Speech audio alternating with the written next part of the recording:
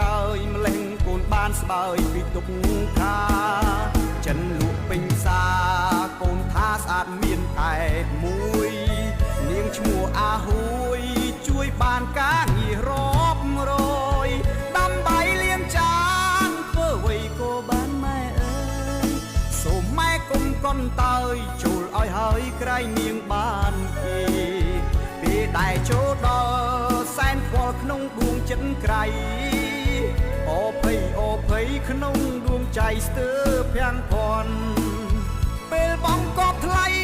ម្ដាយស្រីនាំគ្នារត់ជន់ហាឡើងដុល្លារពាន់ឯខ្ញុំចង់គ្រុនរកលគួលភីងដឹងកូនគេបងកប់5000ដុល្លារឲ្យធ្វើយ៉ាងណាជីវ៉ាបងគ្មានទេថ្លៃម៉ែថាលក់មេឲ្យលក់ទាំងកូនវាបី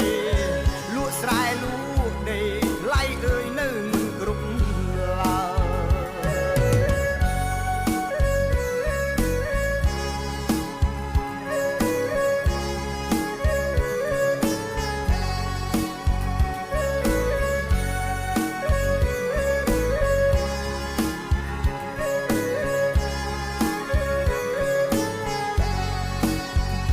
នៃខ្ញុំផ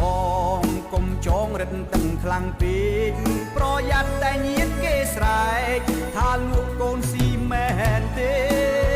មកខ្ញុំអ្នកស្រែមានទេលុយច្រើនយ៉ាងនេះតែចិត្តស្មោះមួយគ្មានពីរអ៊ីជឿចិត្តខ្ញុំទៅពេលដែលចូលដល់សែនខ្វល់ក្នុងដួងចិត្តក្រៃ